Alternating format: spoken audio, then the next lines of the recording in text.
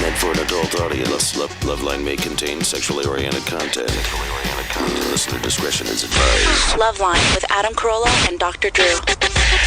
Hey, everybody, it's LoveLine. I'm Adam. That's Dr. Drew in New York. Surprise, surprise. Phone number, 1-800-LOVE-191. Dr. Drew, board-certified physician, addiction medicine specialist. Drew, are you taking control of the board tonight? If you let me. No, that's a disaster. You give it to me because you can't put people on hold from where you are, No, right? I can't. Anderson and I figured out how to do it. We can do it. Oh, all right. Yeah. Then do what you want. It's a good time. All right, so I don't see anything on my board? Nothing. I'll take care of everything. You've been All right, sick.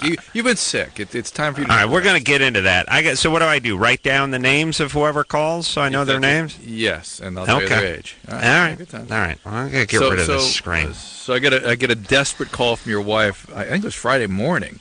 Early, like 7 o'clock. Yeah. Adam's dying. Yeah. Oh, man. All right. Oh, my God. Yeah. I woke up at 5 a.m. yakking big time. And I mean, like, you're a passionate man, Drew. Yeah. I'm a passionate yacker. Yeah. Like, I throw up. Your wife. I throw up like I'm yelling at somebody in traffic, just... You know what it remind me of my poor wife looking at me like crying. Once in a while, my cat would bring up a fur ball. Uh-huh. As a kid, like that weird fur ball, the thing a cat does. And you're like, don't bring it up here. I'm going to carry you outside. But is there anything I can do? Like, you want to shoot him, really? Just like take him down. Like, I'm sure if she had a pistol, she would have put a bullet in me. I was like convulsing into the sink, and it was. She was crying. She was scared. Oh, was she? Yeah. Yeah, I was violently vomiting about 5 a.m. and then whatever, and I just started to chills and sweats, and I just kept thinking about me laugh. All that was going on in my mind was me laughing when you're telling me to take the flu shot. And I was going, I don't need any flu shot. I never get sick. I never get, never. Yeah. Now what? Now, would that flu shot have stopped this? It might have. It might have helped anyway. It might have made it less virulent. Violent yakking. Next year. And then, and let me tell you let me tell you about my wife. She, so now I'm in bed. She gets up. She's on the phone with Drew. God bless her. Drew says, now let's talk about what to do with the flu, Drew. Yeah. You want to drink some Gatorade, right? Yeah, it wasn't really Why the flu. Gatorade? Well, you got to replace. Flu? What did I have? You had some sort of viral illness, but it probably a gastroenteritis. It's called a viral gastroenteritis. You want to replace fluids. When your fever goes up, you lose fluids rapidly. When you have diarrhea, you lose fluids. When you vomit, obviously, you're losing fluids. So you want to make sure you replace that. Yeah. Right. And when you have your volume up, you feel better. Right. It was funny. It was funny about fluids was my wife spoke to Drew, and she said, I got this hernia thing going on, too. And she said, could this be the hernia?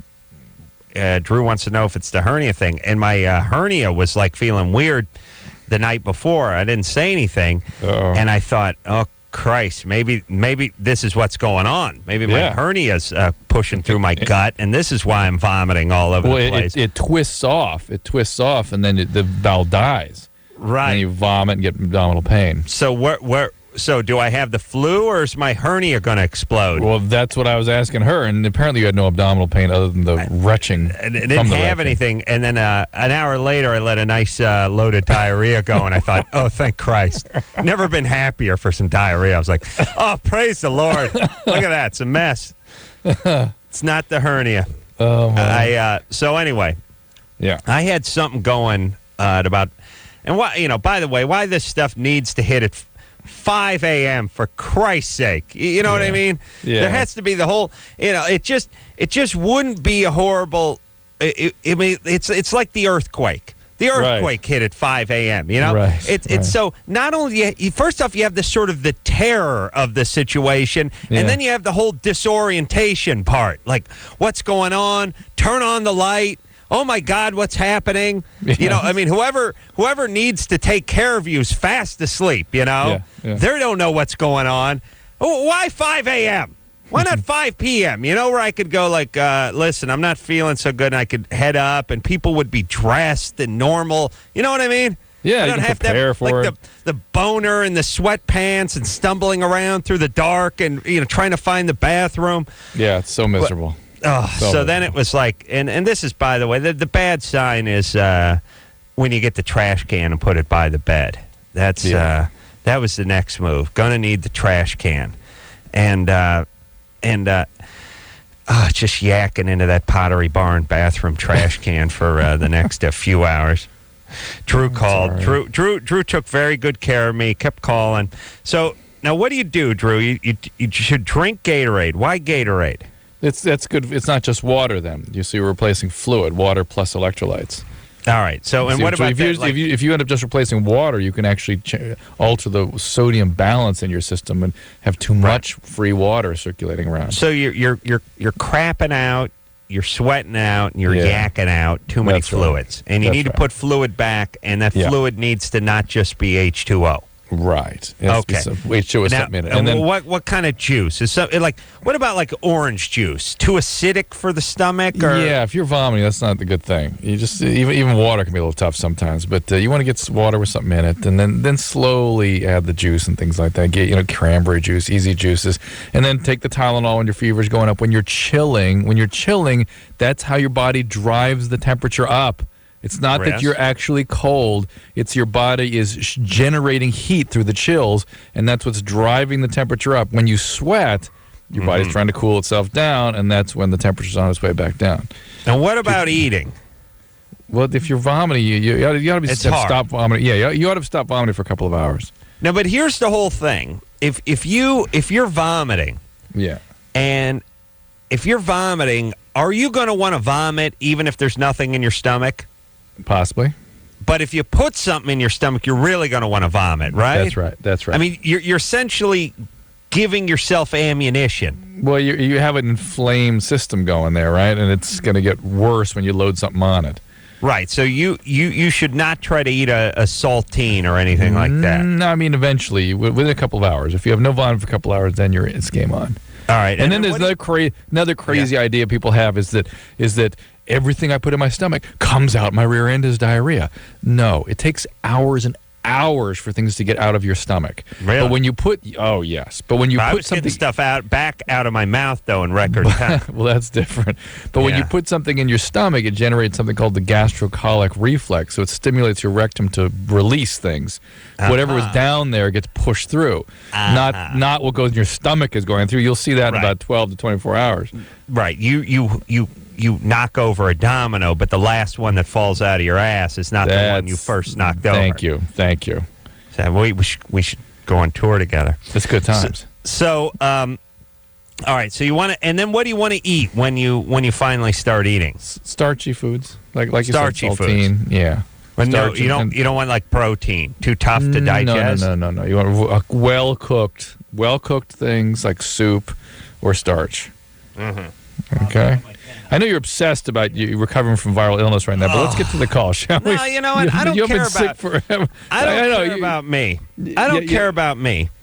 But you know what? I just realized that it just happened to me that people get sick and they're not sure what to do, and it's like the whole Tylenol thing. It's like, oh, is that going to be hard on my stomach? Should I be taking the Tylenol when my stomach's upset? You should be taking it. I should be taking Tylenol, not Advil or aspirin, because that is hard on your stomach.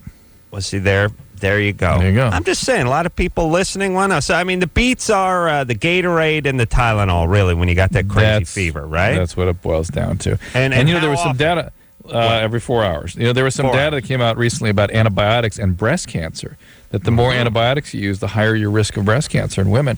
So there's even now, beyond the fact that you're also polluting the environment now with resistant organisms if you use a lot of antibiotic, there's now personal and good reason not to take a lot of antibiotics, perhaps.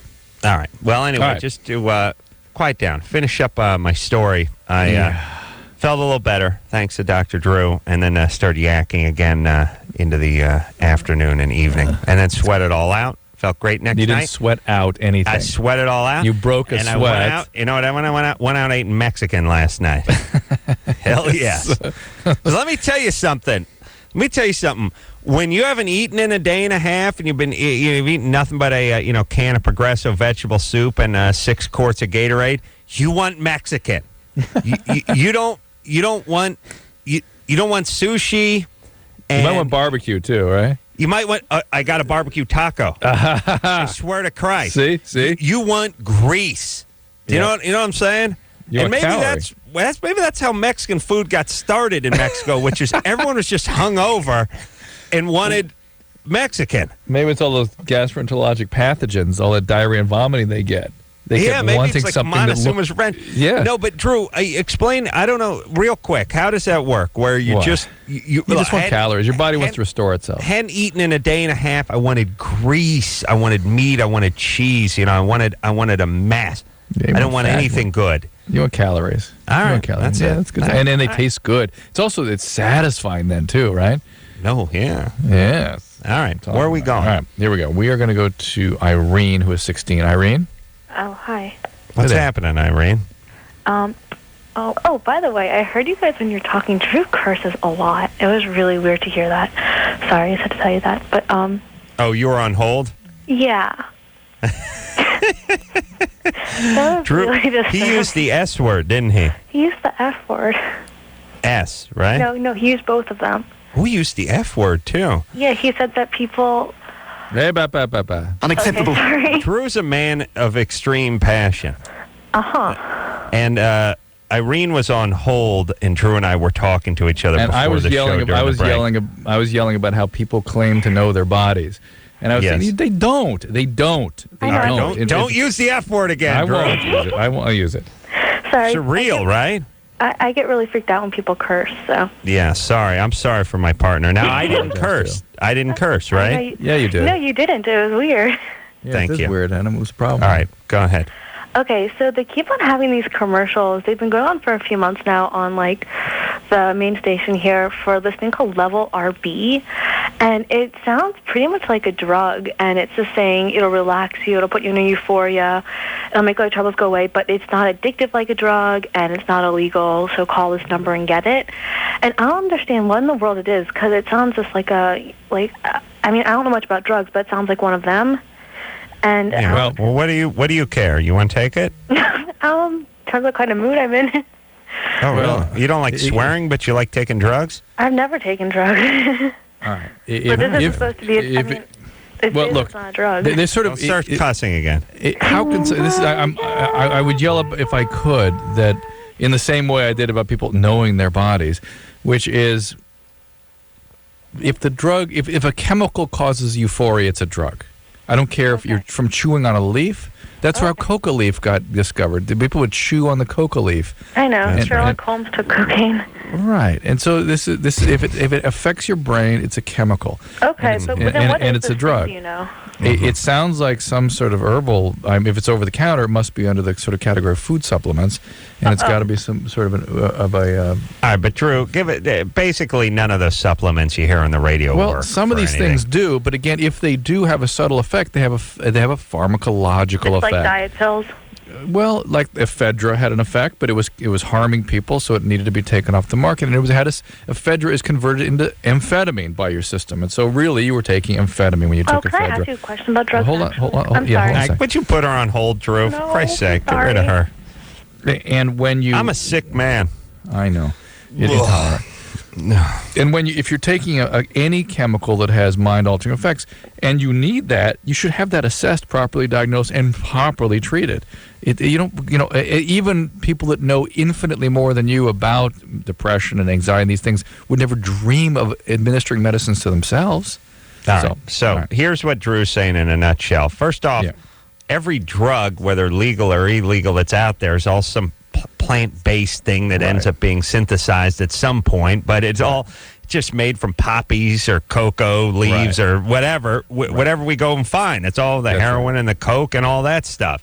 That's right. That's right. It's all just out there. So who cares what you're calling it if it's it's mussing with your mind, and then it's mussing with your mind. That's right. This is Molly, who's 18. Molly? Yeah. What's happening, Molly? Hey. I wanted to know what could cause someone to enjoy biting people and like them to be bit. In liking to be bit? Yeah. I don't know that we can say that there's a specific event that causes something like that, but it obviously it's a kind of an aggression, right? Yeah, it is. Yeah, it's an aggressive outlet of some type that you can't seem to express through more sort of direct means. So you do this very, very primitive thing of biting. Yeah, but there is something sexual about it. Oh yeah, that digs a little deeper, and you know what, Drew? Women like it a little more than guys, in their own weird way. I'll tell you. Let me. Here's an interesting thing, Drew. Most women, and listen up, young engineer Chris, because the chicks dig this, and I know you're sort of new in your career. We're going to get into the rough trade discussion again. Well, okay, that too. The point is most women like a little nibbling on the neck, if you think about it. And Drew? Sometimes. Yeah, as a man of great passion, who's downed many a candy striper in his day, you know what I'm talking about. Now, I'm not talking about drawing blood. I'm just talking about that sort of jaw on the jugular kind of thing. And I'm not talking about exacting any pressure. I'm just talking about having it there. And if you sort of go back and you think about animals and stuff, that's where they go. Yeah. You know what I mean? I mean, there's got to be some sort of old instinct, kind absolutely. of ancestral thing for that, right? Of course, absolutely.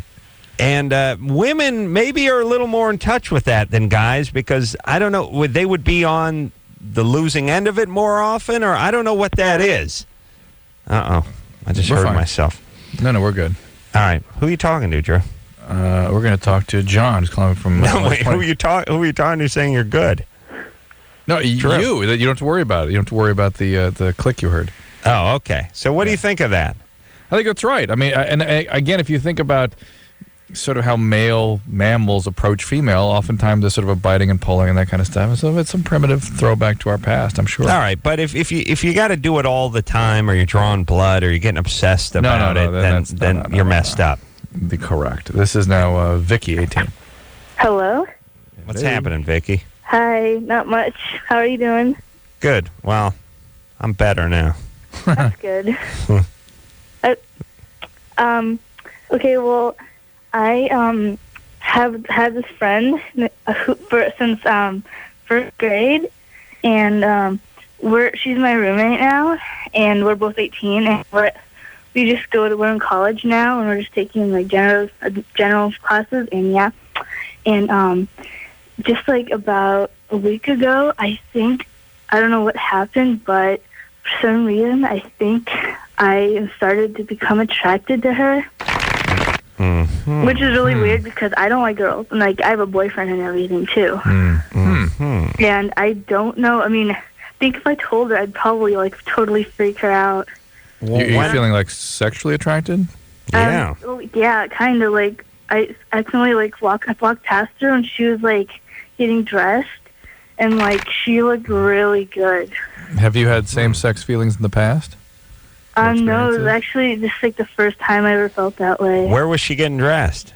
In the bathroom. She just got out of the shower. Is there anything else about your past or history that we should know that might make you sort of confused about your sexual orientation? No, really. I'm telling you, Drew, I'm just asking. Quiet down. I don't care about that. I'm talking about heterosexual chicks. Have a thing and gay guys. They got it made in that locker room. The gay guys, they get to go scope out on the guy junk. The heterosexual chicks get to go check out heterosexual chicks who they're sort of attracted to in some way anyway, or at least appreciate. Sort of like you going to the car show and just sort of looking around and appreciating, and then getting back in your pile of ass and driving home. And then you got the lesbian chicks who get to go, you know what I mean? Everyone gets something in that locker room but us straight guys. The guys who deserve it the most, the guys who work the hardest, we get nothing. All we get is big sacks. We get big hairy asses and scrotum sacks and old guys shooting pool in the Y. We get revolted. You know what I mean? Like we got a wretch, and everyone else gets something. It's not right. I'm going to change that, Drew. All right, what are you going to do? Oh, but believe me, I'll be doing something. Believe you me. And when I do, you'll know, because I'll be doing it. So, Vicky, what we're You'll saying be aware of basically, it when I'm and you'll doing know, and we'll all know, huh? Just Yeah. kind of cool out. Just it's a normal thing. It doesn't necessarily mean anything. Yeah, And you if don't have to do anything about it, do you? If you have a do you? boyfriend, we wouldn't tell you to act on those sorts of feelings if it was towards another guy either, because it's just you have a boyfriend. All right. Yeah. All right. Good All times. right. Fantastic then. No, Wait a put her minute. on hold. She's back now? She was Okay, there, but put her on hold. here's what if you feel like you're ignoring a calling? You know what I mean? That's not what she said. She goes, it was so out of the blue, surprising. I've never had that before. It's like, all right, yeah, fine. but then you relax. start thinking maybe this is my Yeah, proclivity and I'm ignoring it. At 15, you But think not at that. 18? At 18, you should kind of have your cards sorted out at that point. But it's possible, but she'll know it. She'll keep preoccupying about it. That's what I'm saying. Just cool your jets, see what happens here. Wait till I do something about this locker room thing, Drew. Yeah, I can't wait. Man, I'm this close to making a move, too. Really? Yeah, I've been biding my time for a while, getting ready. I didn't even want to talk about it because it was going to be a complete surprise, but I'm going to make a move, and it's going to be soon.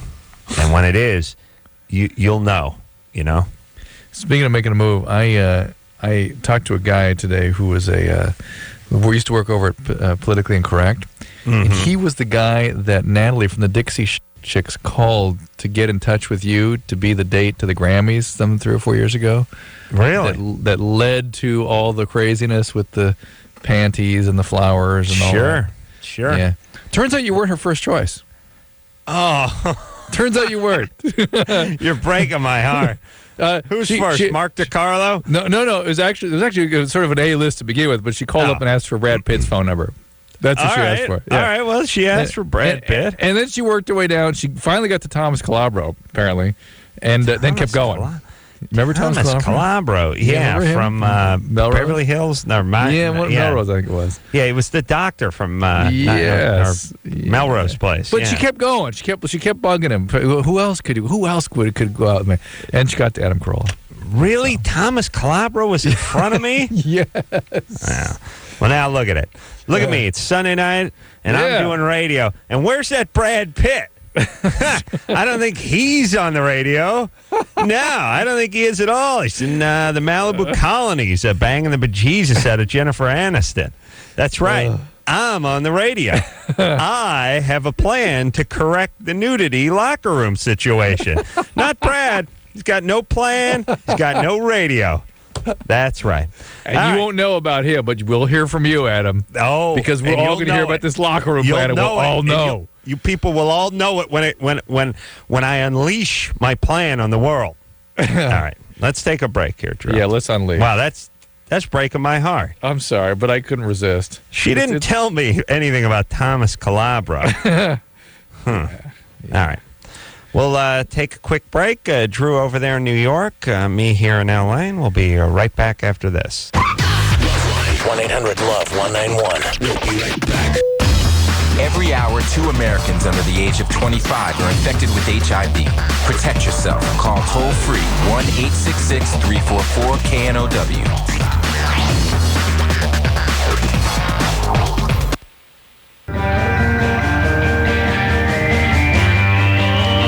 Hey, everybody, it's LoveLine. I'm Adam. That's Dr. Drew. Drew's in New York. I'm in L.A. Phone number 1-800-LOVE-191.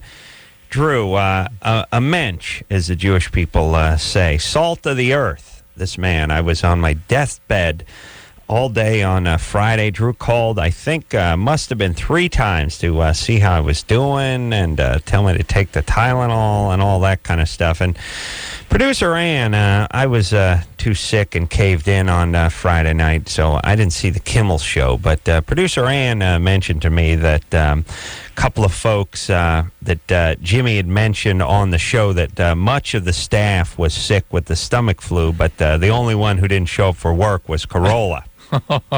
He actually said it on the air. Yes, and this brings me to a good point, which is listen, you a-holes, if you're sick, we don't need any heroes. Do not drag your ass to work. It's great for you. It's bad for the one guy who didn't choose to drag his ass to work. And There's And no you're way also they could have passing it had around, too. Well, yes, that's what you're doing, Johnny Hero. You're getting everyone at work sick. Now are you happy, Mr. Work Ethic? And by the way, we don't need your kind here. Move to Japan. All right? You go to Japan. You want to bring that kind of work ethic into your environment. We don't need any heroes. You go to Japan and bust your ass, and you go to the place where if you get like a B minus, you jump off a building on the bell tower. You know what I'm saying? Yeah, I don't need that, Drew. Okay. So here's the point. I called the Kimmel show to say I'm sick. I'm not coming in. The chick who answered the phone was like, "Yeah, I had the same thing last night." And by the way, it's always subtly degrading when they give you that. Yeah, I had the same thing. Yeah. Nope, vomiting. Nope, same thing. I'm just a better person than you. That's why I'm picking up the phone. I'm at work. You understand? You're not coming in. But no, I had the exact same thing. Maybe worse.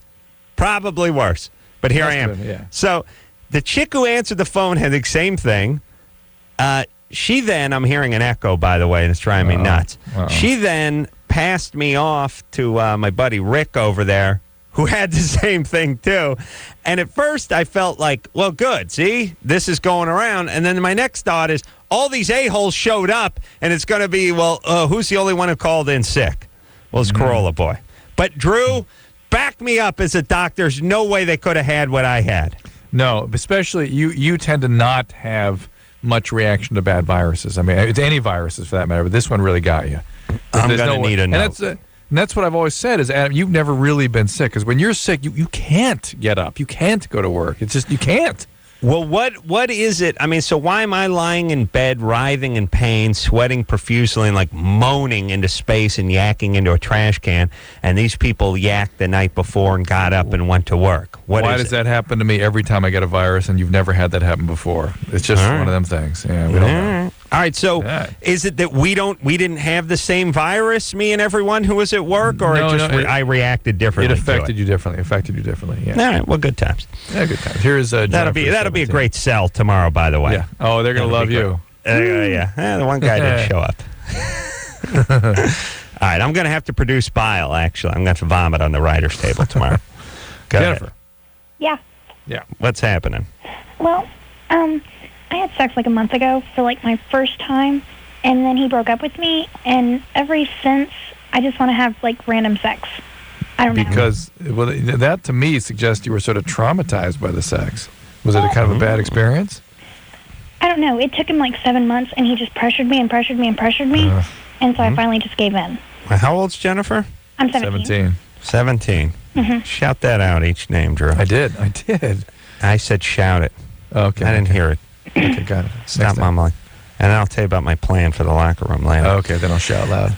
Okay, so he pressured you for 7 months. You gave in, so you sort of feel like he manipulated you. Yeah. And then he broke up with you. Yeah.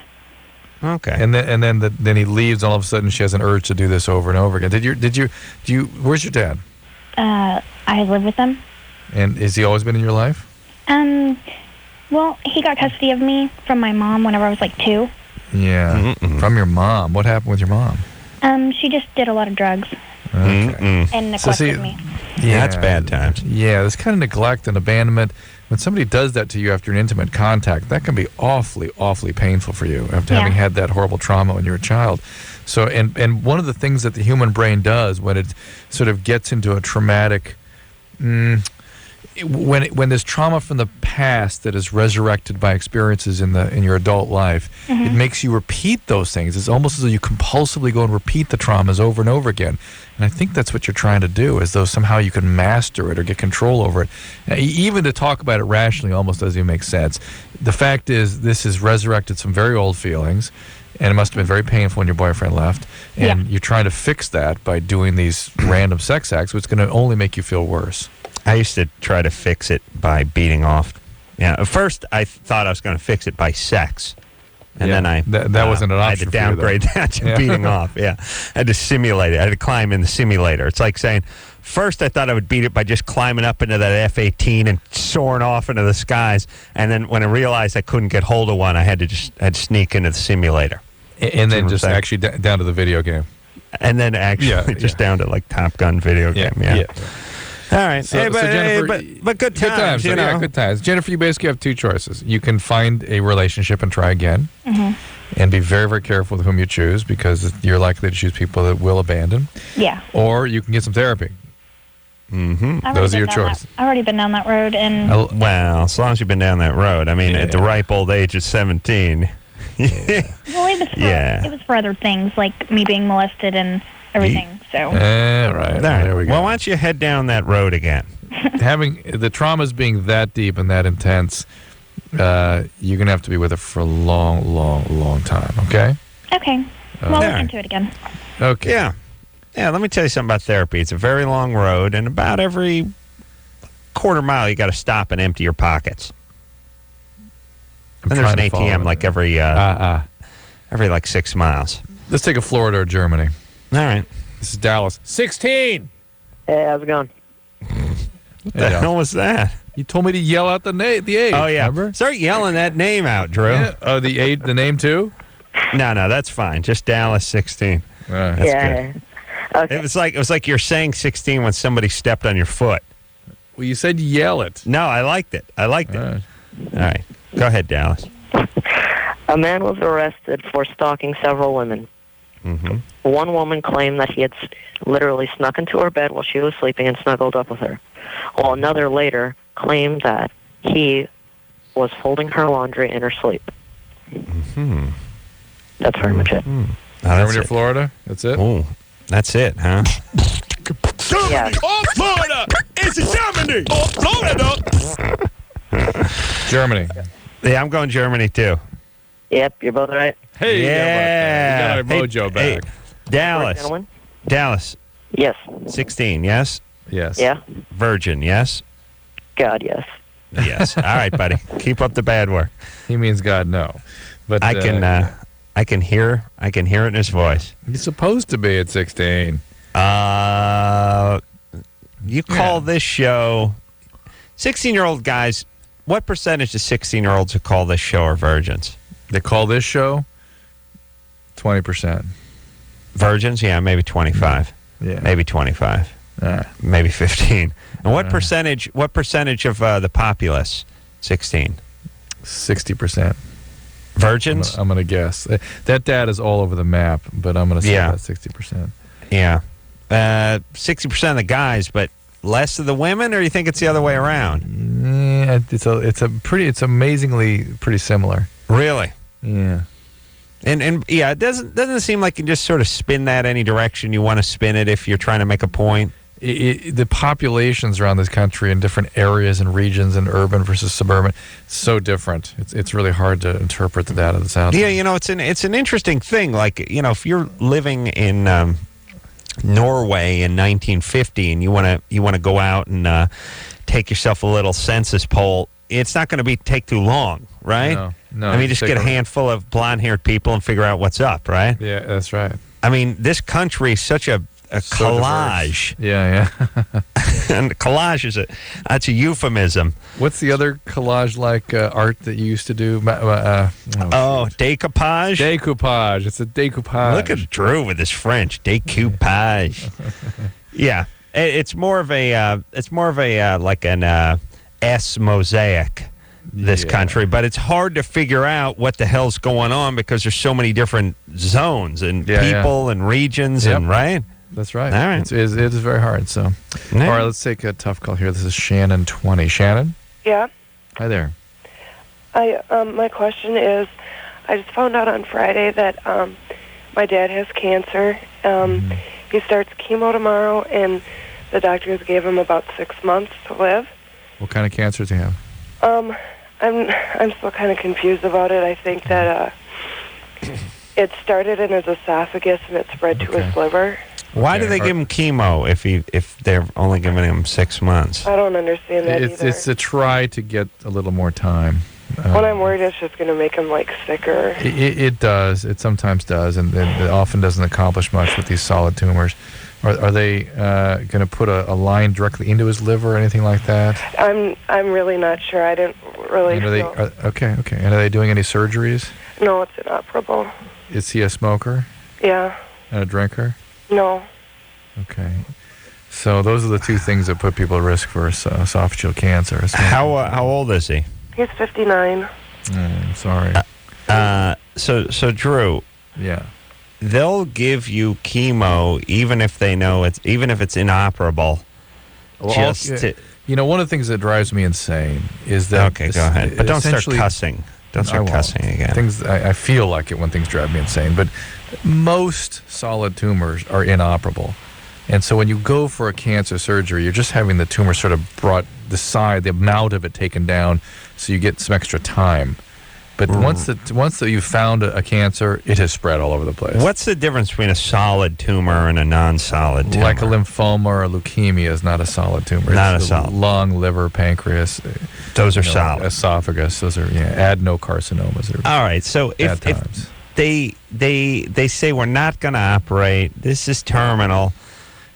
I don't know. Is there? I mean, I guess there's a big difference between living for 3 months and living for 9 months. Well, but I mean, what if you're getting sick and you're undergoing treatment? But I'm sure they've discussed all that with him, and there must be. I don't know the literature on esophageal cancer off the top of my head, but there must be some potential of longer term outcome, and I think there is some new protocols, if I remember right. I'm pretty sure I've read about that have given people 1, 3, and 5 year survivals here and there. And so there might be a chance of breaking through that 6-month window. You see that, Shannon? Yeah. But nonetheless, it's still a shock, and it's still, you're going to go through a lot of denial and wanting to sort of forget about it, not think about it. And when he's normal, you're just going to let it go. But you got to begin preparing yourself that although you don't know when, you now know what he's going to die of. Yeah, I know. I'm just really scared and confused. And do you have any siblings? Yeah. How many? 2. How old are they? 25 and 27. Are you talking with them? A little bit. I guess, my sister's just, as freaked out as I am. And yeah. What brought him in to the hospital in the first place? Weight loss? I guess, yeah, he has lost a lot of weight, and I guess he was just, having really bad stomach problems. And yeah. Are you close with your siblings? Yeah. Do you have good friends? Yeah, actually, I have really good friends. They drove 2.5 hours to see me when I found out. This is the time to rely on your friends. This is when you really lean on them. Don't be afraid to ask for help. This is that time. Yeah. And there's sort of no one can take this away from you, but having support around will make a big, big difference. Are there any good support groups or anything? Most hospitals will have various kinds of cancer support groups. You got to talk to the oncology department there wherever he's being treated. Okay. Okay. All right, Shannon. Sorry, Shannon. Hang in there. It's going to be all right. Call us back. Tell us how it's working out. Okay. Thanks. All right. Take care. Okay. Yeah. Oh, very sad. Yeah. Yeah. Thanks. Yeah, that when they tell you they give you 6 months, that's probably not a good sign. But occasionally people will sort of go longer than that. But the solid tumors they suck. Well, but good times. We're gonna take a wart call next, and but first, wart. yeah. And first, we're gonna have a break. All right, and we'll be right back after this. Hello, who's this? This is LoveLine. 1-800-LOVE-191. LoveLine will be right back.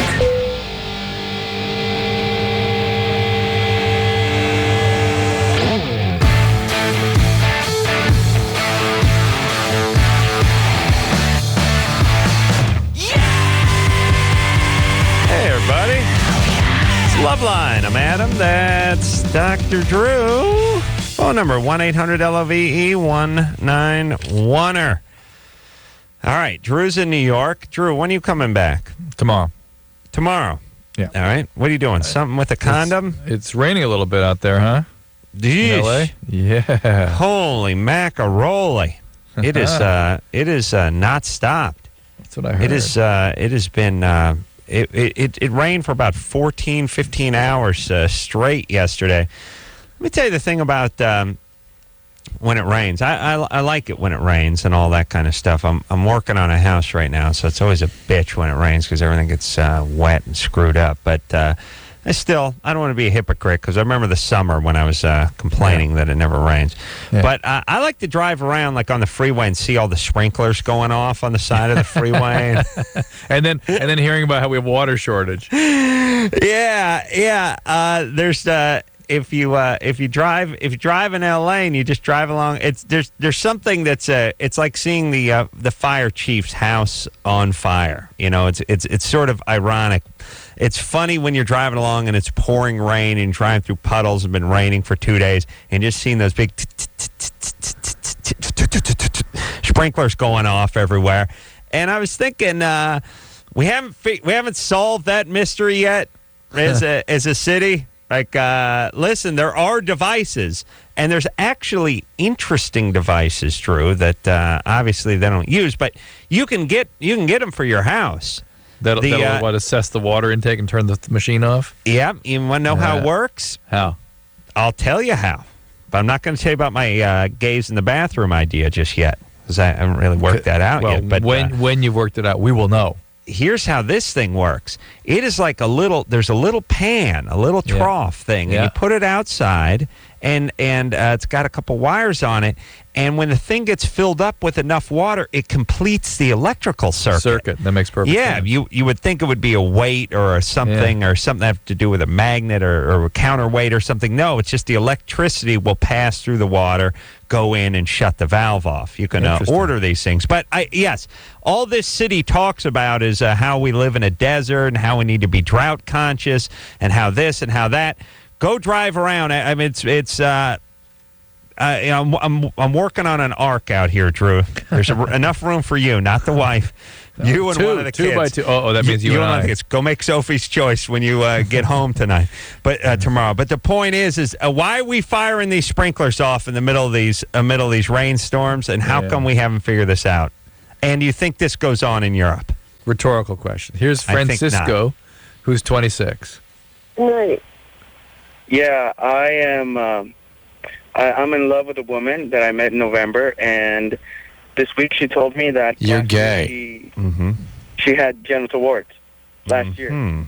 We haven't had sex yet, but we want to. And now she told me this. So I'm thinking how to proceed. You're going to wear a condom is what you're going to do. Okay. Right? What else do you suggest? Well, you have two choices. You can wear a condom and reduce your risk as much as possible because she still has the virus, obviously, because that doesn't go away. I mean, it certainly doesn't go away in a year. There's a certain percentage of the wart viruses do go away after 5 to 10 years. Yeah, well, they're getting married. And the ones you are getting married? No, we're not getting married. No. Oh, I thought you wanted to get married. Did you say something about getting married? I think did you take some cold medicine or something before? I said you've been dating this girl for what's her name? November. I don't know why I heard Mary. Is her name Mary or something? I'm going insane. Yeah, you are. Where was I? The wart viruses that do remit, that means go away by themselves within a few years, are the ones that are not associated with cervical cancer so much.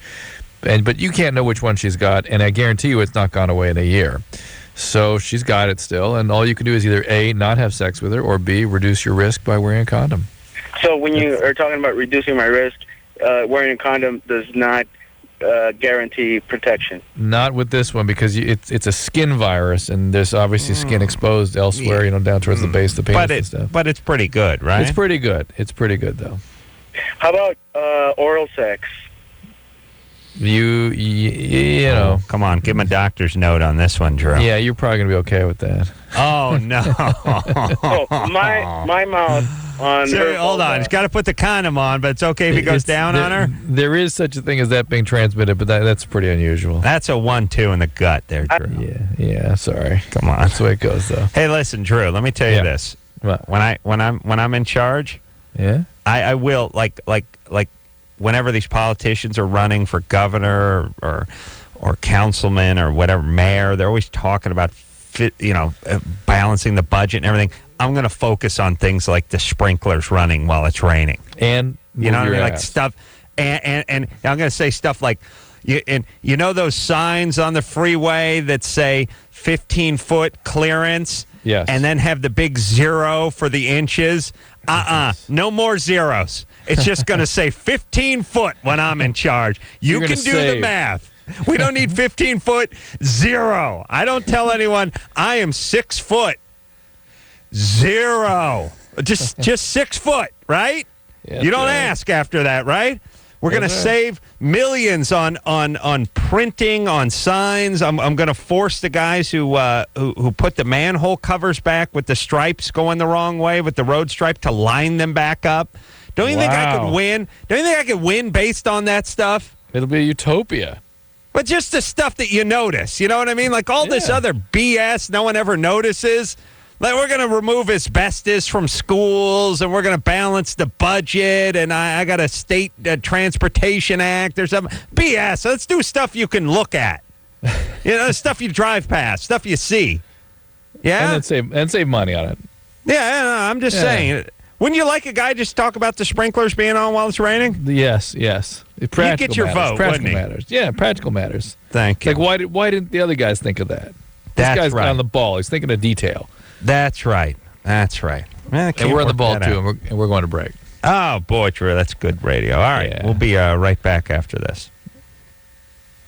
All right, guys, here's the deal. Looking to hook up? Call the Dateline. Sick of wasting time with the wrong person? Call the Dateline. One call's all you need to make. Call the Dateline.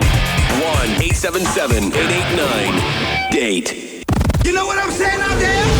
Adam and Dr. Drew will be right back on LoveLine.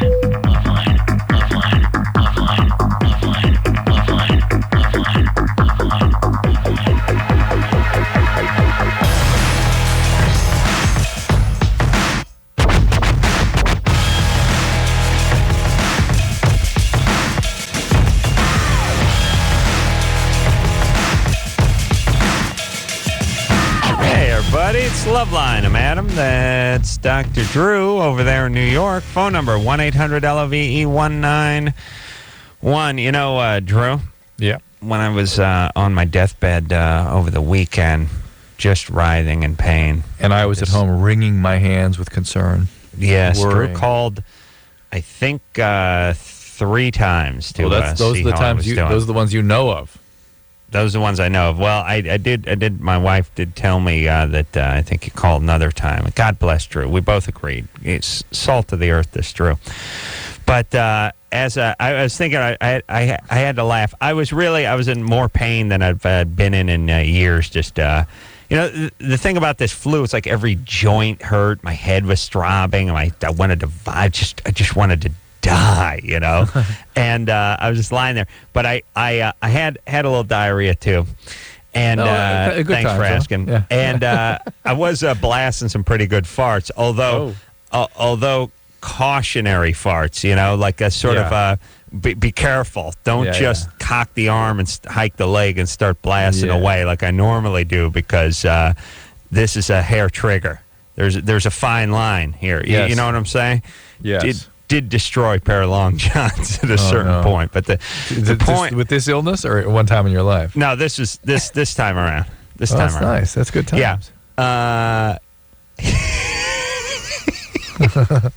I'll tell you the comedy. Well, okay. But the comedy was, even still lying on my deathbed and barely able to move a joint, I was still able to do a little bit of the comforter flap, after a good fart. No, to myself. Just for yourself, That's your the own worst appreciation. Part. Yeah. No one else to appreciate it but you. Yeah, let me tell you a little comedy routine here, Drew. And folks, if you're squeamish, you may want to shut the radio off now. But did don the long johns. Did slide into those. Making those in the ivory color, probably not the greatest plan. Yeah. You know what I mean? Just in general. Old miners wearing them and whatnot, people camping. You wear long johns. When you put on those long johns, you may put them on for a few days, maybe a week sometimes before they come off again. That's commitment. It's a commitment. Pick another color. That's all I'm saying. Yeah. But that's confidence is what it is. But put the long johns on. I had the stomach upset and a little, had the flu, and messed myself a little bit down there. Just a little bit. Just enough to know, How do you clean that up with your Sherwood Forest you've got? Well, here's the interesting. I got myself cleaned up okay, but then noticed the long johns weren't in great shape. Yeah. And then decided that I would clean the long johns without taking them off. I was so like you're like a cowboy. You just get in the lake with your clothes on. I thought, how am I going to clean the back of these long johns without actually removing them? Did you actually soap everything down with the long johns on? I'm not a big soap guy, Drew. You know, it's like reading. Right. I don't believe in it. Yeah. But I knew they needed a rinsing, and they needed them now. Yeah. You know what I'm saying? Yeah. So here's how I did it. I pulled the long john. I got them down to about knee level, about mid-thigh level, and then pulled the back part around to the front. Okay? Then got on my tiptoes and seeing if I could pull that front long enough to get it under the sink. Get under the water there. I was about an inch short. So I started mashing myself against the thing. At a certain point, I realized, what are you, retarded? Just take the goddamn long johns off like a human being. Like, what are you trying to prove? I had to prove something to myself, Drew. I guess so. I ended up taking them off, and they're back on. Right now? Actually, no, wait a minute. Yeah, they were on later on that day after they dried out. Okay, of course. Thank you. All right. There we go. Mm-hmm. Let's take some calls, shall we? Didn't need any soap. Not that I know of. Who are we talking to, Drew? We are talking to, wait a second here. We're talking to Tina, 25. Hi, how are you? Hey, Tina. What's happening, Tina? I'm having an affair with my boss. Mm-hmm. Fabulous. Tina, by the way, like the number one transvestite he/she name. You know what I'm saying, Drew? I don't know why. Tina. Yeah. You got to watch out. Watch out for the tall chicks named Tina with the Adam's apple. Huh. Okay. Yeah. All right. So you're having an affair with your boss? Yes. And it's an affair because he's married. He's married with 2 children. And what about you? I'm single. Okay. Mm-hmm. How old is he? He's 33. She's 25. And how long has this been going on for? About a year. And what's he been telling you? My wife's horrible to me. She doesn't treat me right. That kind of stuff. No, he's been pretty honest about that. That he's not leaving his wife. No, he's not leaving his wife. But I want to end it. All right, good. Because I think I can do better than this. Yeah, how about an actual relationship would be better. Yeah, you'd do better with a hobo who's was wearing my long johns from yesterday. Yeah. Imagine what hobo long johns would smell like, Drew. Well, not a lot different than yours, evidently. Yeah. At least that was just sick, you know what I mean? Yeah. I'm glad you're feeling better, Adam. Oh, thanks, baby. Yeah, so you want to end it, and... I don't know what to do. Well, he thinks he's going to be mad? Yeah. I think you got to change your job. What kind of work do you do? I'm going to lose my job. What kind of job do you do? I'm a waitress. You just change jobs. Get the guy's the manager at the restaurant? Yeah. Of course. Oh, Drew. Hold on. Shocking. Scrape myself up off the floor. Wait a minute. I've never heard of such a thing. Listen, let me just let me tell all you chicks that are married to the restaurant manager. He needs a new job. He's banging somebody. Yes, your husband needs a new job. All these restaurant managers, it's all they do, these sons of bitches. It's like they're like quiet celebrities. You know what I mean? They don't have all the trappings. It's even better because a celebrity wants to screw around. He ends up in the tabloids. And it's just a fresh batch of hot new poontang that rolls into town like every 6 months, trying to apply to be hostesses and cocktail waitresses. That must be why those guys take that job. Anybody who's married to a restaurant manager needs to test their marriage by asking him to find a new job. Different kind of work. Different kind of work. So, listen. So you're a waitress. So you quit. You go get a new job. Yeah, go somewhere else. Yeah. Yeah. Maybe don't even quit. I mean, plan your escape. Find the next job, then you quit, then you move. Is he going to try to talk you out of it? Probably. Of course. And why does he expect you to go along with this with no promises? Why not? He's got it made. No, I know why. We understand why he wants to, but why would he? You didn't answer my question. You just restated it. Why would he expect you to go along with it? Why would he? I don't know. Right. What is it about you? That's much more satisfying. Yeah. What is it about you, Tina, that would lead him to believe that you would put up with an abusive situation like this? How about that? Oh, I've had a lot of I was sexually assaulted when I was a child. Yeah, there you go. Yeah. That's what we're talking about. All right. I can hear it in your voice. You sound like you've been through the ringer. Yeah. All right. Hey, Tina. Yeah. Come to your own defense. First day of the rest of your life, baby doll. Yeah. Let's go now. It's a Sunday. Tomorrow's Monday. Break it all down. Right? Let's get going now. Let's break it down now. Let's break it down. Let's get a hand in now, all right? Don't sit on your helmets. Grab a knee. Helmet's not a chair. Tina, I want you to get a hand in. I want you to break it down now. Now, you find a new gig. And here's the thing, too. Don't announce to this guy, I agree with Drew. And when I agree with Drew, you know I must be telling the truth. Do not go in and announce to this guy that you want to break up. And when you do that, like, I'm going to break up with you thing, you're not saying I want to break up. You're saying talk me out of it. Yeah, yeah. The way to break up with someone is to break up with them. Yeah, or stop doing the things that makes me want to break up with you, which he's never going to do. Right. Find your new gig. Get a hand in. Break it down. Yeah, Get Drew. out of there. That's right. Grab a knee. Don't sit on your helmet, though. Grab a knee. You need to think of something more inspiring than that. You need to, that's all they used to say to us. Don't sit on your helmet. Just listen. Find a new job. Quietly find a new job over the next couple of weeks. Get that gig. Secure your schedule to your new job. Quit and walk away. You owe this man nothing. He's lucky you're not blowing the whistle on him. Yeah. Thank you. All right. This now is Mike, who's 21. Hey, Mike. I'm here in Salt Lake City. What's up? Yeah, Mormons. Get a hand in, Mormons. I'm not Mormon. You Mormon? Yeah, polygamy. Get a hand in.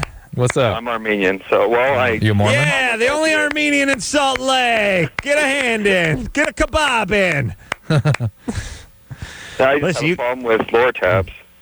You're addicted to Lortab. Yeah. That's pretty common. Not just Lortabs, but like Vicodin and... It's all opiates. It's the same thing, right? It's all the same stuff. Lortab and Vicodin are precisely the same thing, just little different doses. Oh, Drew, let me ask you about that for a second. All right. Myself. I was thinking to myself as I was during the break at the top of the hour, and I was taking a pee and thinking, gee, suddenly when it's important to Adam, it's important to all of us. Suddenly you're interested in medical problems. No, how dare you? True. No, it's not important to me because I get the flu every 6 years and I just got it. Yeah, So it's and not gonna tonight it's important to you, and so we're talking about it. No, it's not going to be important to me for another 6 years, is what I'm saying, jack off. Because you're making my point for me. Other people may think it's important a lot of the year because they get sick regularly. All right, I thought you're saying because it's important to me, I want to talk about it, which is what you are saying. That's what I'm saying, and I'm saying that it's kind of funny. No, because you realize quiet down. maybe It's not that funny. Because other people get what you had this once in 6 years, they may get it twice, 3 times a year. So they might be thinking about it more frequently. All right. Anyway, well, you can bring it up, by the way. Yeah, but you won't let me talk about it. No, I like talking about medical stuff, but I don't like talking about the real specific stuff. But something like the flu that everybody gets, I want to talk about. All right. Here's the deal. What about taking a Vicodin when your body's aching and your joints are hurting and your head is throbbing? That helps. No, I Thanks, understand. buddy. For you're addicted. Dr. Mike, the Armenian junkie from Salt Lake's going to weigh in on this one. If you do not have a family history of alcoholism and you are not vomiting, because the Vicodin will make the vomiting worse, possibly. No, that was my thing. I think I was vomiting. I know, so you wouldn't want to take it. You wouldn't want to do it, yeah. All right, but okay, go ahead, Mike. I just, I have a hard time trying to quit. I've been trying to do it. I enjoy it, so it's really hard, but, I know it's bad, so I want to quit. The only problem is I can't really go into rehab because my dad's a cop, and, if he finds out, it'll be the end of my life, basically, and I just, I don't know if there's any ways if I could do it without, going through rehab or... No, unfortunately. Well, how much are you taking? How much?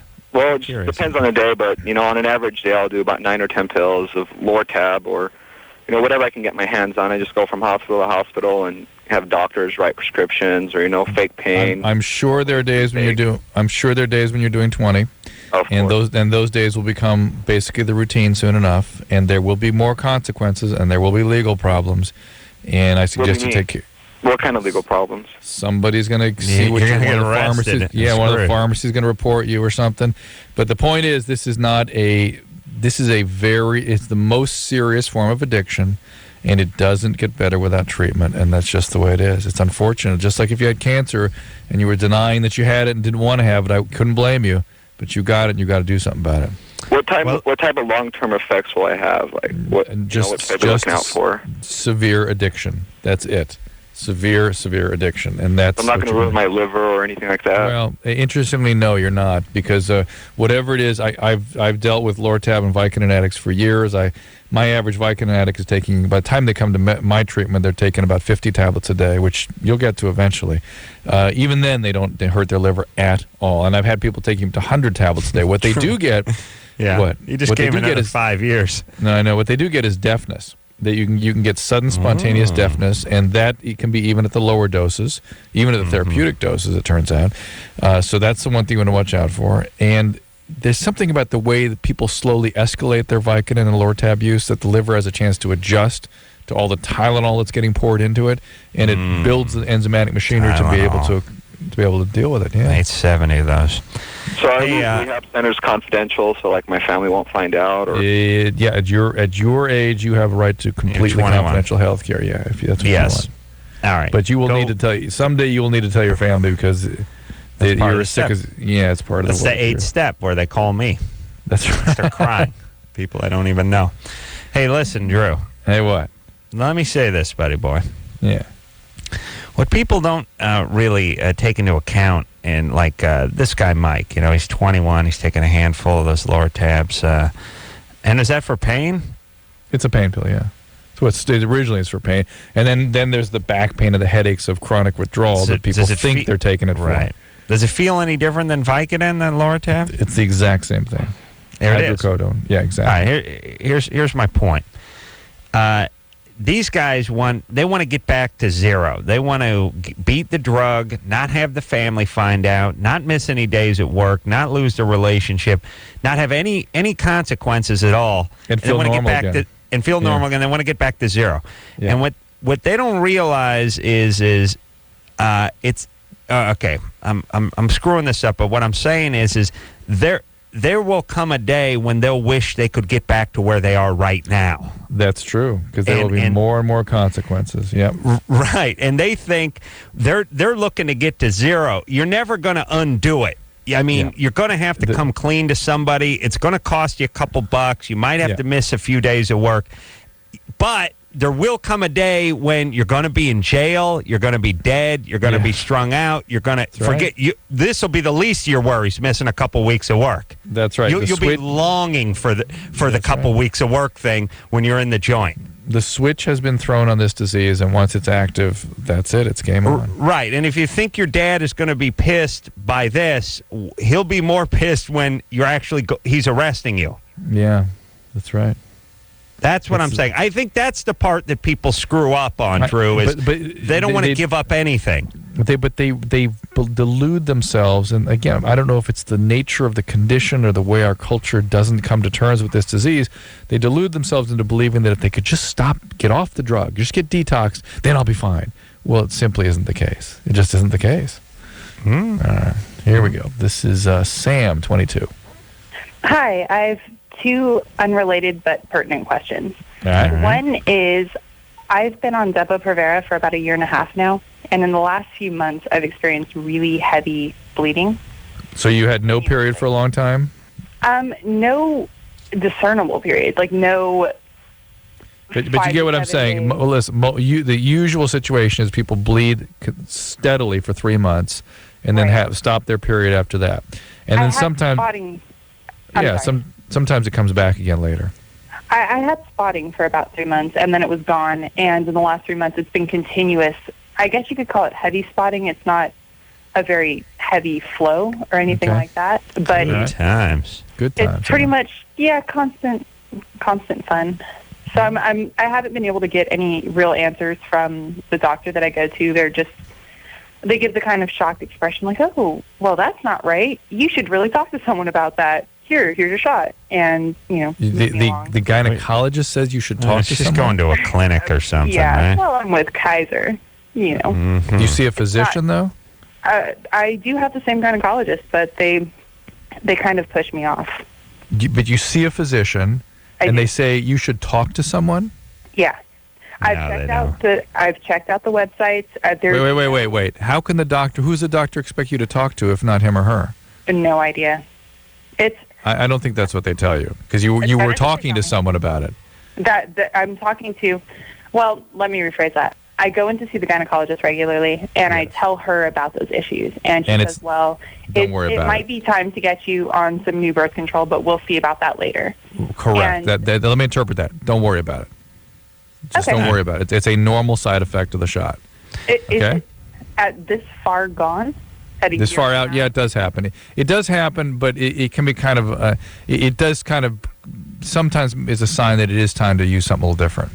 Okay. It's no big deal, but it's a sign that you're going to have more of that kind of thing, and you might want to switch pills. Switch to the Drew. Or the patch. Yeah. I haven't brought this up in a while, but a marketing move, putting the Permanente behind the word Kaiser. Great idea for a hospital. Yeah. Just putting the word Permanente. You ain't never leaving. You'll be leaving with a toe tag. Kaiser Permanente. Here's what I think Permanente. I think bad 70s hairdo or permanent. I don't know who didn't. It's sort of like that UPS, what can Brown do for you? Yeah. Like no one ever raised their hand at the meeting and said, fellas, we can't do better than this. This what can Brown do for you? Like I think I think of my Long Johns when I think about what Brown did for me. From now on, I'll be thinking about that. That's for sure. Yeah, I mean, there's certain things like new Coke comes to mind, but I just mean the Permanente. I don't know what happened. Were they bought by the Permanente Insurance Group, or could they have changed the name? That it just seems like the world's worst idea putting the word Permanente behind the hospital. And by the way, my family's a member of this Kaiser, and listen. Everyone's always complaining, I got to wait in line. I don't have my own doctor. It takes 6 months. You pay $8 a month. Right. What the hell do you want, you people? You know what I'm saying? Yes. Yeah, you want to know why you wait in line? Because it costs $8 a month. If it costs $500 a month, there'd be no lines, and you'd be complaining about how much it cost. That's how it goes, you idiots. Jesus Christ. I got to do the math for everybody? Sounds like you've been talking to your family lately. Listen, Kaiser's going to put a hit on my grandmother. My grandmother's been to that Kaiser like 700 times in the last 6 months. And eventually, and Drew, I know they have mercy killing squads, do they not? Kaiser does, of course. Well, I just mean every major insurance group. I mean, that's how you keep profits up. You got to keep the shareholders happy, right? Yeah, I mean, I'm talking about guys in pork pie hats and Hawaiian shirts and wraparound sunglasses, just going around, cleaning up the loose ends. You know what I'm saying? Yeah, that's what I'm talking about. It would make sense. All right, here is Christina. What was Sam's second question? You had a second question. You want to hear going it? off. You want to hear it? Well, you just start going off about Permanente. Christina, hold on a second. Let's see. Where is Sam here? Sam, what's your second question? You know what? I'll skip the second question All right. since it's involved. But I will say, please, no more Dr. Bruce and no more Stryker. I know Jim's irritated with Dag, but that was, if Adam's got to be gone, please let it be Dag. And Dr. Alter's okay. But if this is true, you're going to go to jail, buddy. No more Dr. Bruce and no more Stryker. Stick with Dag. And we love Stryker. Stryker hasn't filled in a long time, has he? No, I don't think so. It's been a while. When has Stryker been here last? I can't even remember. It's been a while. Well, now, get her back on for a second. Look, with all my other boyfriends, I've only given them hand jobs. Are you still there? Hello? No, she's not there anymore. All right, so no more Stryker, no more Bruce. That's gonna send Bruce over the edge. I love Bruce. I think Bruce is the best fill-in for Bruce gonna turn that laser on himself. All right, we got to take a break. Should we take a break? Yeah, sure. Let's take a break. All right.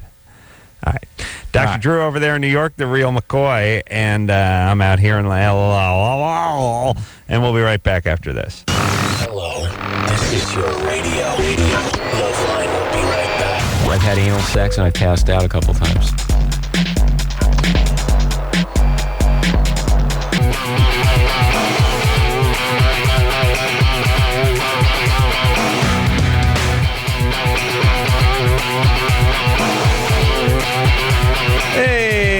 everybody. It's LoveLine. I'm Adam. That's Dr. Drew over there in New York.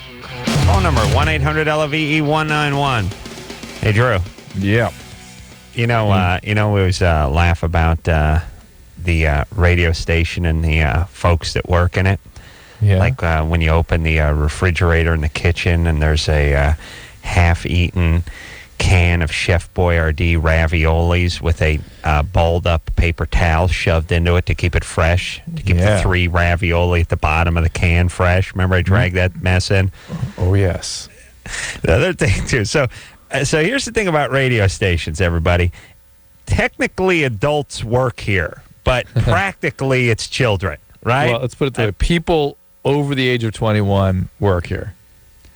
That's the only thing that makes them adults. That's right. Because what 42-year-old guy eats Chef Boyardee ravioli and then shoves the can back? And the only food I could think of that would be worse than Chef Boyardee ravioli is 2-day-old Chef Boyardee ravioli. Did you see what I'm saying? Did you come across something? No. Here's what I came across.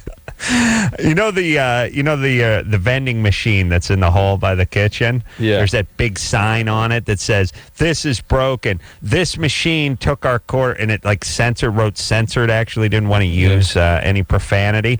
Under that sign is a whole list of adults, I'm holding my fingers up, who've had their quarter stolen. And it's like, Rick, 217, 1 quarter. Johnny, 217, 2 quarters. Bobby, 218, 1 quarter. And that's like a line 9 people deep of a-holes have lost a quarter? What the?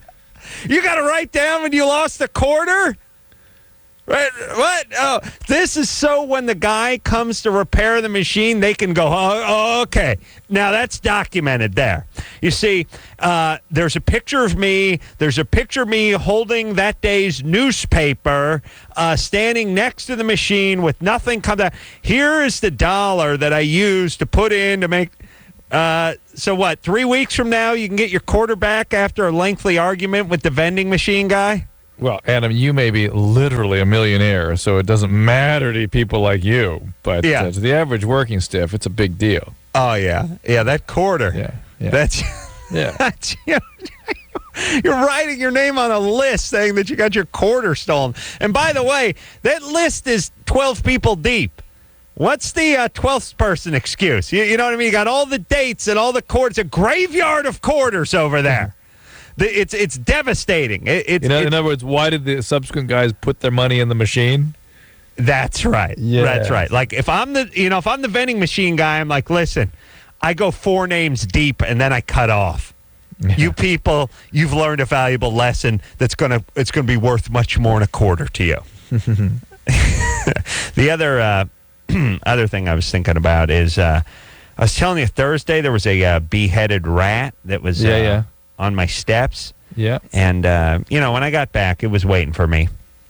Yeah. The beheaded rat just right at the landing at the top of the stairs. And I thought, what am I going to do with this rat? How am I going to get rid of it? And, there's never a flathead shovel when you need it.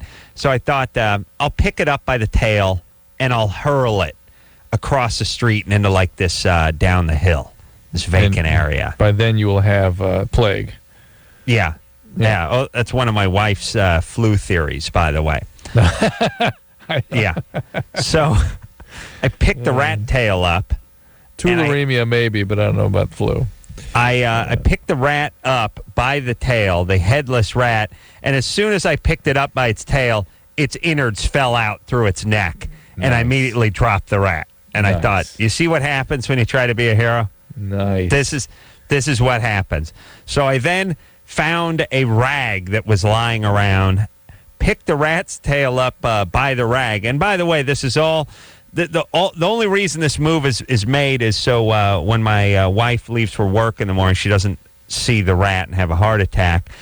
Take the rat, tail by the rag, by the tail, using the rag as a forceps, attempt to fling it using the rag, but of course screw up and have the thing land in the street directly across from my wife's car door on the driver's side. So she's sure to step on it. At that point, I just looked at it and I thought, well, I've done enough. You know what I mean? Like, you know that part where it's like my work is done here? I can technically say I tried, and now I'm walking away. It's only going to get worse. Yeah, I did that dealer thing they do in Vegas. You know, the blackjack dealer? I'm out. That's it. I'm going to go up and vomit now. All right. Nice when the innards fall out in a nice pouch from inside the rat when you pick it up by the tail. That is disgusting. Okay. All right, who are we talking to? Christina, 18. Yep. Yeah. What's happening? Okay. My question for you is, what's the deal? Like, why do guys have a problem kissing the girl after she's performed oral sex on them? They shouldn't, depending on how far the oral got, right, Drew? Yeah. And I think she means depressed. No, I'm just not wanting to. Well, let me talk to Christina again. All right. Yeah, she's there. Christina Anderson did that, so she must be gone. I guess. Must we go back to Christina? Yeah, Anderson's done. All right. I don't know. No, just answer it. The guys aren't as good as showing their love. You know what I mean? Remember how I didn't want to touch that rat tail? There you go. That's the same thing. It is the same thing. Let's switch gears. Guys don't want to make out with a part that's been on their part immediately after. Makes you kind of gay. I hate to say it, Drew, but it makes you gay. Germany or Florida? This is Mac 19. Hey, guys. I just want to say, first of all, that this show is the only radio that I listen to aside from National Public Radio. Oh, really? That's kind of a special thing for you, I think. Yeah. Thank you. I appreciate that. I'm not your regular demographic. I guess. Germany or Florida. Well, maybe at 19 you're not their general demographic at NPR. Yeah, that's true. Yeah. God, are there? Oh, I wanted to kick those sandal-loving commies in the nuts when I saw how nice their studios were. Oh, over I there. know. Oh, yeah. We're operating out of a dump known as Westwood One for years, and they're in this beautiful palatial place, high tech. Yeah, I was answering pledge drive phones there. It's really nice. Well, it depends which city you're in, too. And whatever, I mean, it doesn't matter which city you're in. Every city has got a great NPR studio. Yeah. So. I like their shows, too. Yeah. Go ahead. Okay, so the Germany or Florida? All right. Drunken 31-year-old man walks into a hospital complaining of severe abdominal pain. Mm-hmm. A radiograph shows an intestinal obstruction.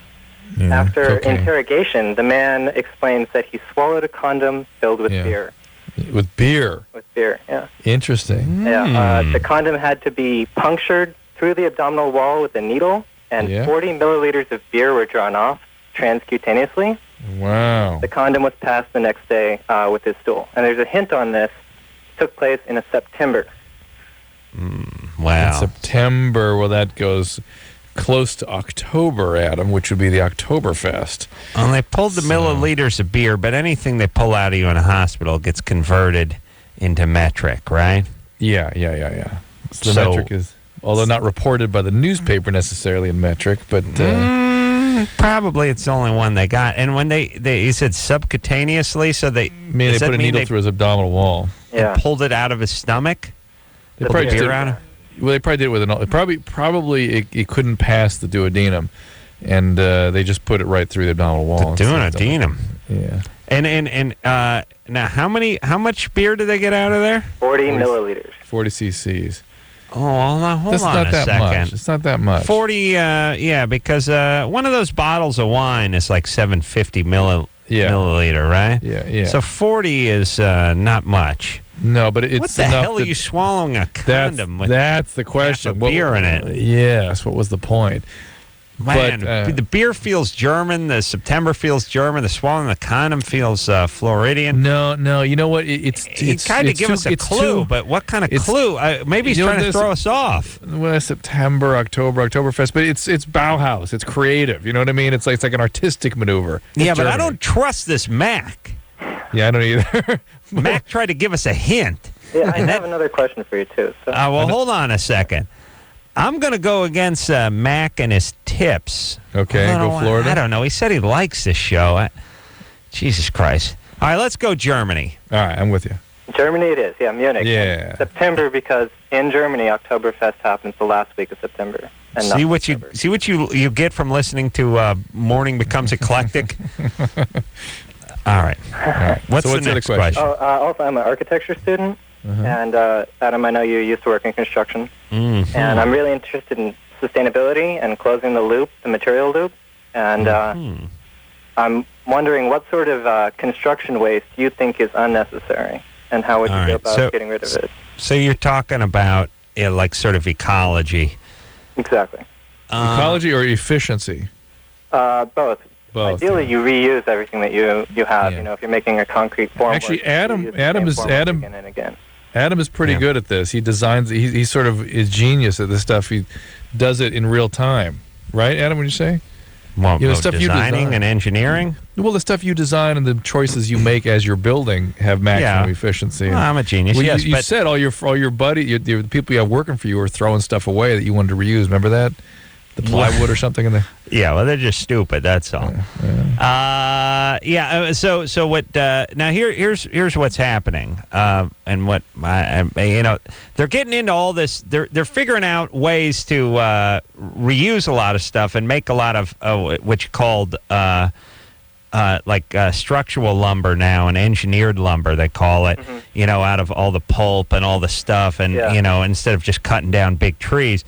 But the most wasteful part of the construction process, right? I mean, I would say in general, there'll come a time, and it's already coming, where you'll just order everything prefabbed. You'll order all your walls prefabricated. I mean, if you think about the biggest effect on the environment, it's the R value being wasted, all the heating going out the window and through the cracks and all that kind of stuff. Yeah. That is interesting. So I mean, that's a bigger impact than a 2x4 getting wasted. I would think it was the beer cans not being recycled. It has to do with, oh, come on, Anderson. We're getting serious for a second here. Here's my point. When you order a huge pile of lumber and then frame a house out of that huge pile of lumber, there's going to be a lot of waste, as opposed to ordering all the walls prefabbed and tilting them up. So I think the more prefabricated things get, the more efficient they'll get and the less waste they'll get, just like a factory. You know what I mean? I mean, when you're building one Ford Model T, there's going to be a lot of waste, but when you're building a million of them, you'll do it in a much more efficient fashion. All right. Thank you. And mahalo. Thanks a lot. All right, buddy. Drew, what about it? What about it? About what? I don't know. Modern building techniques? It's fascinating to me, but I know nothing about it. All right, buddy. All right. Good times. Who's Time next? for the break, huh? Really? Yeah. Let's go out on a LoveLine call. Who do we got over there? Can we take the line 3 there, Anderson? Anna? Whoop. I put her on hold. I'm not sure. Maybe we should check during the break. Okay. All right. What's up with Anna? She's got another one of those calls like Christina had. A little filthy, huh? Yeah. All right. Let's take this. Well, here we go. This is Lena, 20. Lena? Yeah. Hey. Hey, I didn't think I was going to get on. There you are. Oh, you made it. What's up? Okay, so this is the deal. I'm old, and I've been a virgin my whole life until about 2 months ago. I was on a date with this guy, and he date raped me. And I was just wondering, about 3 days afterwards, I got my period, but I haven't gotten it since then. It's almost 2 months ago, and I was wondering if there's a possibility I could be pregnant.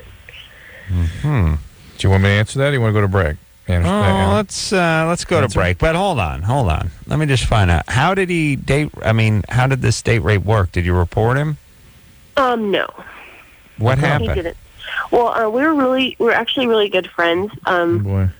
And he said he wanted to take me out, and so we went on a date together, and we went back to his house afterwards, and he wanted to, and I didn't, but he was bigger than I am, so it didn't really matter. Did he just keep pushing and pushing? He or? held you down? Yeah. And with a weapon or something? No. Oh, but he was so much bigger. Did you yell for help? Yeah, but it was really loud. There were a lot of people. He lives in apartments. and there were a lot of people in the apartment next to his. Did you try to run they're away? having a party over there, so. All right, but you didn't report him. Mm-mm. Well, why not? I don't know. Did you try to run? She could run. He was on top of her. But did he hold you back when you kicked and screamed, tried to run away? Mm-hmm. He actually held you. Wow. All right, put her on hold, Drew. Okay. I know what you're saying. Listen, we're both suspicious now because why didn't she report him? By the way, and I know this sounds horrible, but so is everything else I say. I couldn't imagine being able to physically rape somebody. I mean, have penetration with somebody who I didn't say. I could imagine saying, look, I'm going to kill your kids unless you hold still and let me have sex with you. That I could understand. I don't mean understand, but I could physically see you pulling that off. How do you physically pull off sex with a bobcat? That's what I'm saying. I mean, when it's nothing but teeth and nails and screaming and kicking, I don't know how you get. I know how you grab a boob. I can't imagine actually having intercourse with that person. And I understand the part where they say something like "make any noise and I'll break your neck," and the person holds still, and that's part of the crime. But I'm just saying. It always. I'm always a little suspicious in these situations, and we should talk to her and find out what the hell's up with her past and all that. And maybe she will bring charges against this guy. Yeah. All right. We'll take a break. We'll get back with Lena. We'll answer a question about pregnancy and all that. Oh, I'm gonna get some change and hit the vending machine. Drew, you want anything? The nuts. Yeah, I'm going to the Pepsi machine with the list of losers. Oh, it's Diet Coke. Thank you. Yeah. Right. Hey, should I just write my F you loser 50 cents and write the date? I'm going to do that. All right, I have Chris do that. All right, after this.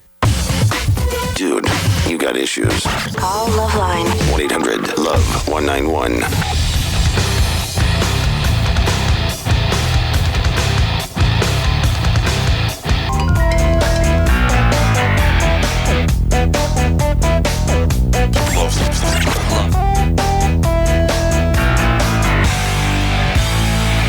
Hey, everybody. LoveLine. I'm Adam. That's Dr. Drew out in New York.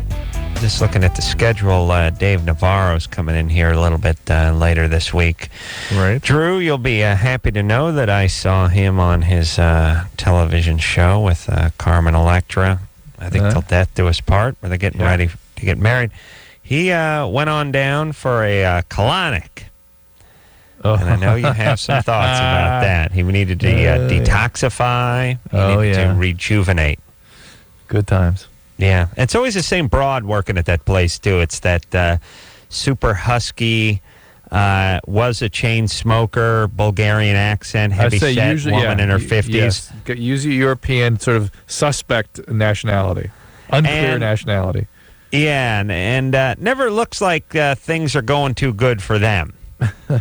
You know what I mean? Like, you've been doing the colonics for 40 years, honey. You look like a sack of manure with a cigarette and some lipstick. You know what I'm saying? How things been working out for you? Drew, what does that colonic do? Nothing? Nothing. Just pulls the Duke out of you? Pulls the Duke out of you. Just think about it. It's all outside your body. But Drew, it's like the washing toxins. Your skin. Okay, the toxins. Your body's like a thermos. Okay, and the toxins come in. Okay, first off, everything. We're living in a toxic environment, okay? The carpeting in your house, okay? Toxic. That car you're driving behind on the freeway, stuck in traffic, toxins pouring out. The meat you're eating, filled with toxins and hormones. The vegetables sprayed with toxins, okay? So those toxins all enter your body. You ever feel tired? Let me ask Engineer Chris. You ever feel tired? Have you ever felt tired? Yeah, you have. And sometimes when the alarm goes off in the morning, you don't feel like getting out of bed, do you? No, you don't. Hurts you know why? Your back. Sometimes your back will hurt. Okay, I'll tell you why. And sometimes you wake up and you're thinking, I'm not in a great mood. Why is that? I'll tell you why. Toxins. They're storing in your body, okay? They gather in your body. You start feeling run down. You have to flush those toxins out of your system and rejuvenate, okay? okay? Because you're walking around. You're like a big, you know what you are? You're a big toxin Bota bag. That's what you are. You're Bota bag filled with toxins. And what this does is it cleanses the toxins, okay? All right? As a doctor, you understand that, do you not, Drew? I do not. That's right. Okay, great. Thank you. All right. It's just a bunch of crap, right? Yes, Literally. I mean, literally. If first of all, no, the people are not biologists. They don't even understand what they're saying when they say toxin. But Drew, if I put a hose up your ass and pump a few aquariums full of water through your lower intestine, I'll feel better. You'll feel better, right? Yeah, of course. What can you do? Listen, anytime you pull something out of your ass, you immediately feel better. Maybe it's a relative thing. You know what I mean? It's like I'm going to put your sack in a shop vice. My question to all these people: when you release it, you feel better. Why don't they get a colonoscopy when they every speck is cleaned out of there so they can see every inch of the surface? Yeah. And what by the about way, it? Yeah. Well, that makes you feel good. Hey, let's finish with Lena before. That's not detoxifying. Drew. Yeah. Lena. Yes. So we wonder why what was the nature of the fight you put up and why you didn't report this guy. And it makes us think that perhaps that you're a trauma survivor and we're sort of set up as a victim. No, I'm completely normal. I'm really lucky with like my past, like my background, my history, my family, and everything like that. I'm really lucky. So is it just that this really didn't bother you that much? That's why you didn't report it, or? No, what? I kind of felt like it was kind of my fault. I kind of felt like I'd kind of antagonized it. And see, okay, so this is what happened. So, like, we were, like, making out and everything. We were at his house after our date or whatever. We're at his house, and we're, like, making out and stuff. And basically, like, he kept bugging me about it, and I kept telling him that I didn't want to and all that. But he was on top of me, and basically, like, he was in me, and it really, really, really, really hurt. And so, like, I started screaming, and I was telling him to get off me, and he didn't. Until, I guess, I don't know, it seemed like a really long time, but I guess it could have only been like, 10, 15, 20 seconds, something like that, but it seemed like a really long time.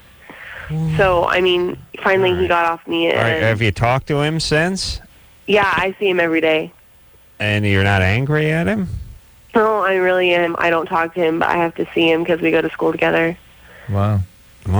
I'm still, we're running out of time. I would like to talk to her some more. I mean, you ever wake up in the morning and feel tired, like you don't want to get out of bed? Colonic. There you go. All right, it sounds like an awful situation, and yet he's kind of your friend, but he's kind of not, and you sort of feel guilty, but you're guilty of him attacking you. Here's the thing. I don't think you're going to sell this one to any judge. Yeah. You know what I'm saying? It wouldn't be bad to get this guy on record. I mean, I'm just being realistic here. But I'm not clear what happened. Even I'm not clear what happened. He was in here. Did you invite him in? No. Yes. No. All right, we're running out of time here. Here's the thing: can she be pregnant? Yes, you get a pregnancy. It's very simple these days. Get a pregnancy test. Go ahead and get one. And he didn't have an orgasm, though. I don't think, did he? I don't think it's still possible, but it's not likely. But it's possible. Of course, just get a home pregnancy test. All right, get it and be more careful. And sorry. And condoms. And we'll be right back. Okay, so I know there's nothing wrong with me. So what's up? So I was like you, and I used to think that these Datelines were totally cheesy. Why can't I meet anybody? But I tried everything else and thought, what the hell? So I called the Dateline and actually met a cool guy. I called the Dateline and I hooked up with some cool people. Believe it or not, other normal people are out there looking too. 877-889-DATE. 1-800-LOVE-191. We'll be right back.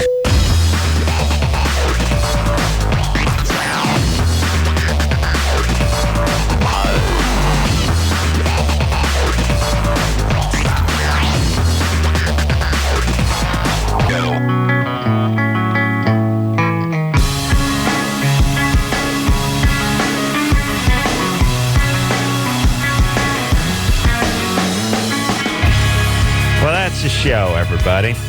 Mercifully. Nothing like listening to those public service announcements while I'm sitting here chilling. Oh, yeah. You learn a lot of important things about nothing.